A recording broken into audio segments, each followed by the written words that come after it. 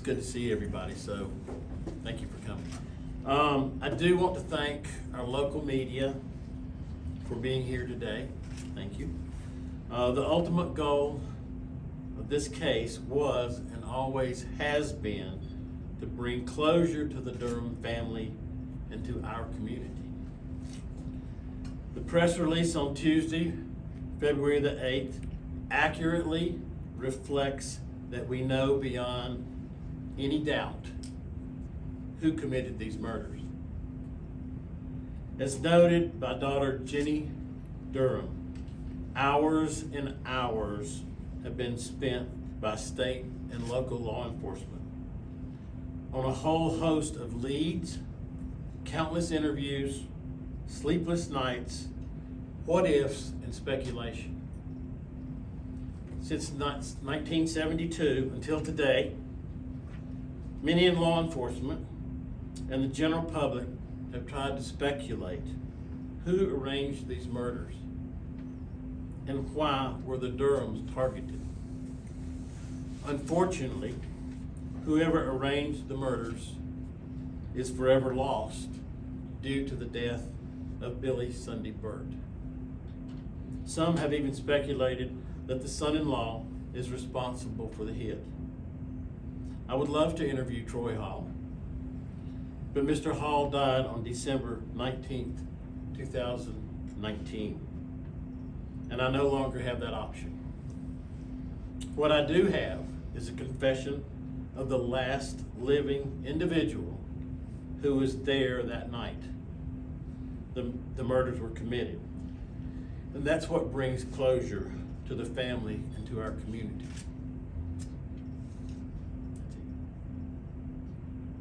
So the gentleman down in Georgia who's in prison for other Yes, murders.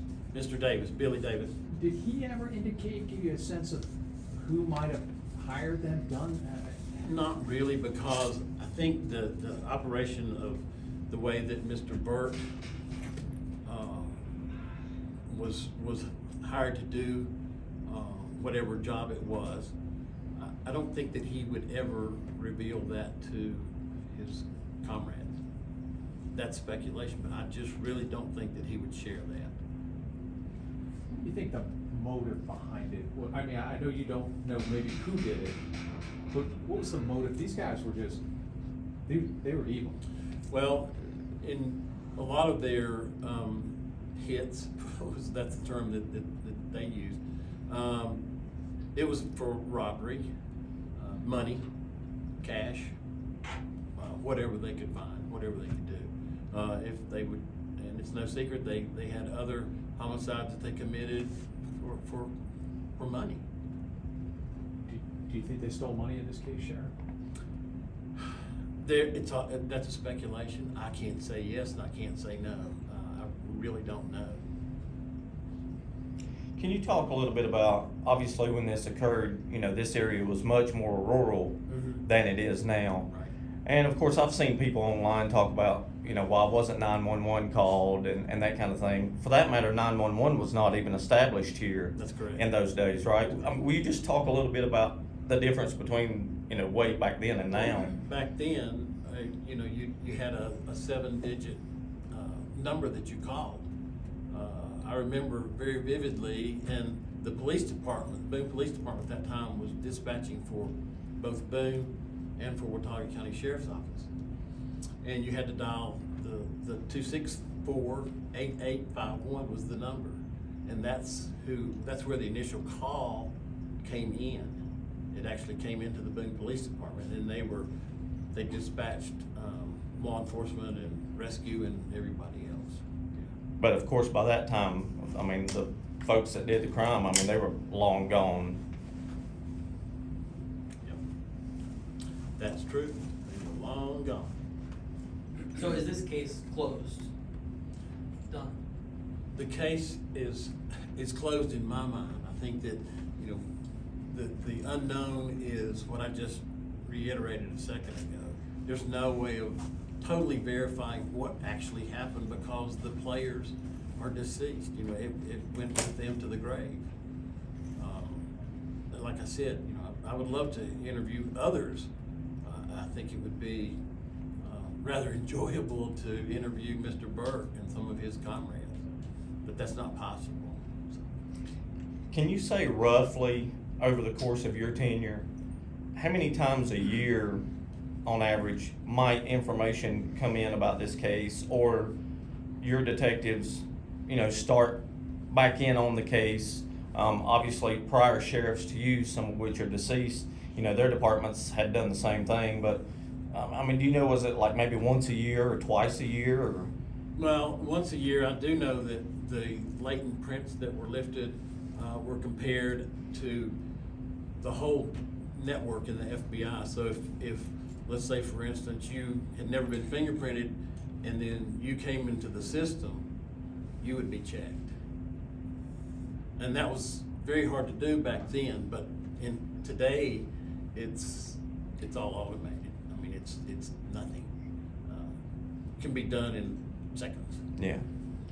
Can you elaborate on the two sources who kind of corroborated the evidence in the press release that you mentioned that they had evidence from the crime scene? Can you talk about that evidence that they corroborated?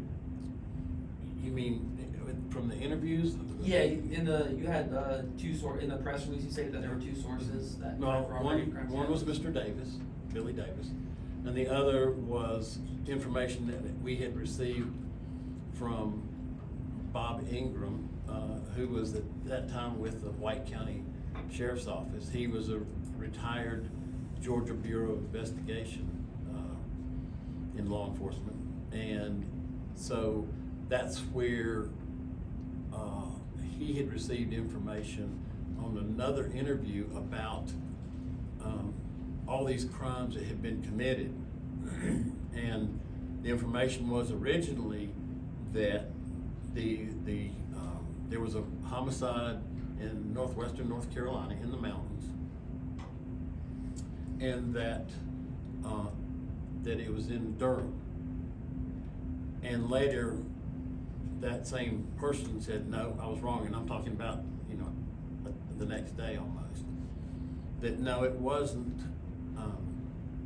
Durham, North Carolina. Excuse me. It was, the family's name was Durham, and it involved 3 people, an adult male, adult female, and then a school-aged child, but who was 17. So he was in high school. And that initial. Go ahead. I'm That sorry. initial tip came from the son of Billy Burke, right? Or am I wrong on that? Well, the initial call that we received in May of 2019 was from the investigator, from the chief detective, and he began to put things together. And he actually went online, I think, and was researching it, and the Durham homicide popped up. So then that's when he contacted us, and that's what started the ball rolling. But the son also provided some information too, right? Yes, to him, to Mr. Ingram. Considering you've got a confession at this point from a man who's in jail, he's 81 years old. Realistically, what could happen to him? Is there more time that could be added? I mean, That's hard to speculate, because, a case would have to be opened and it would go before the district attorney. He is, I'll just be honest, he's in very good shape mentally, and physically he's like an 81-year-old person with white hair like me. But, some things hurt, but he is very, very sharp mentally. He knows exactly. He's still very manipulative and careful in what he says.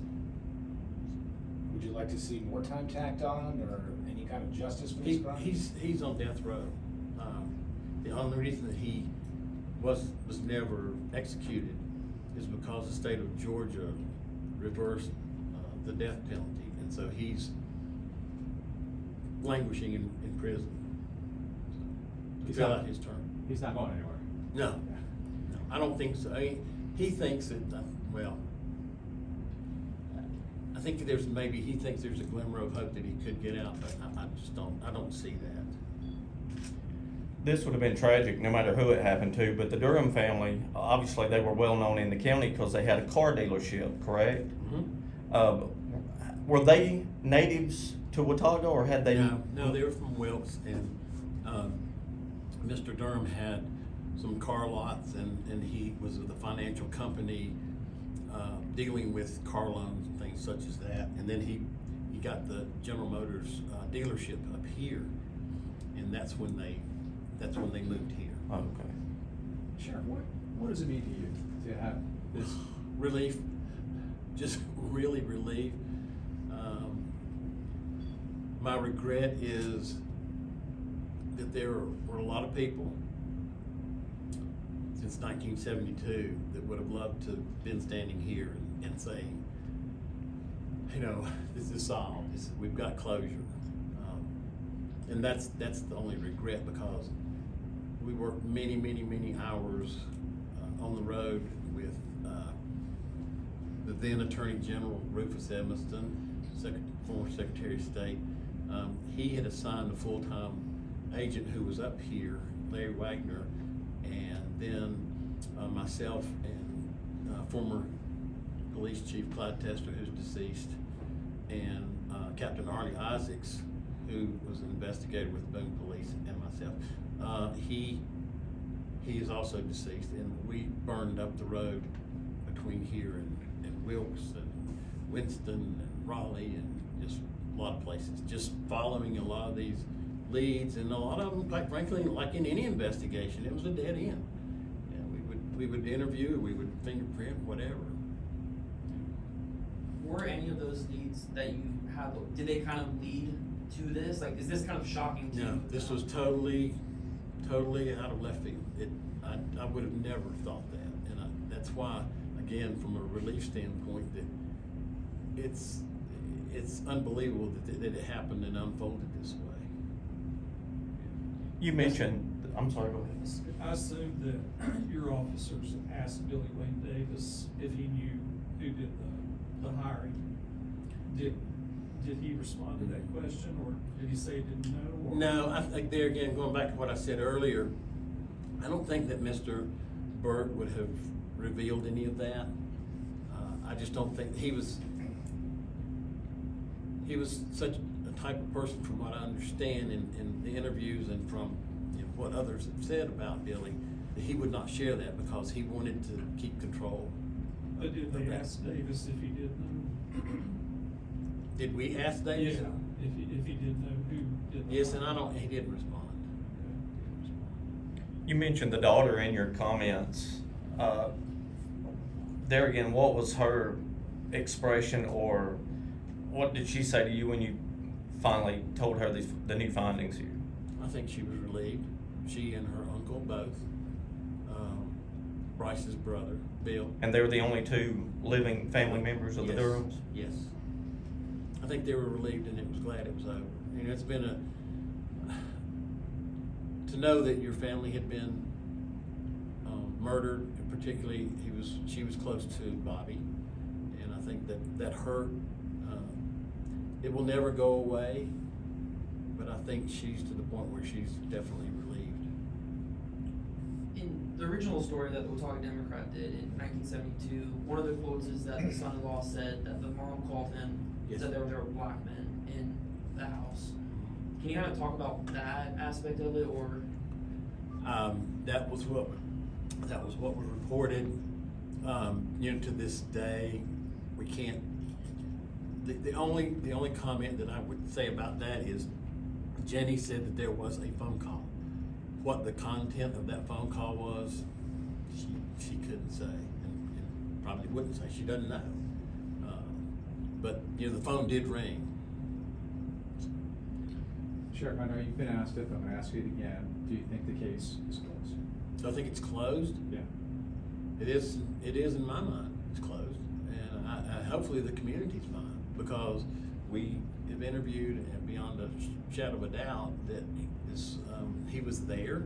Mr. Davis was there, and you know, it's unfortunate that some of the time has taken a lot of folks away from us that we would love to interview.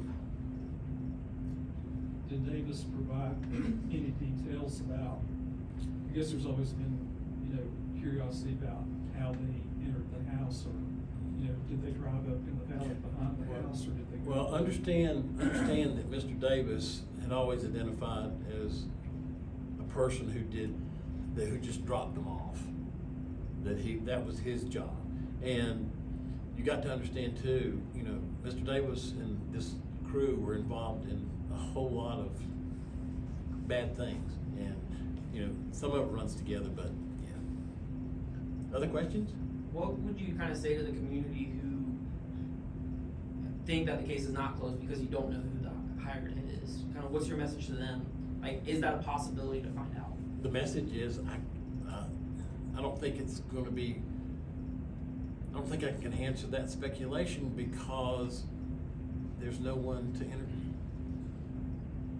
I understand what people are saying, but there again, there's no way to verify all that other than interviewing, and they're both, three of the four are gone. And then for the Dixie Mafia, do you know if there's if they ever did anything in this area besides allegedly this? There wasn't any indication of that. They were all over the southeast. Okay? Perfect.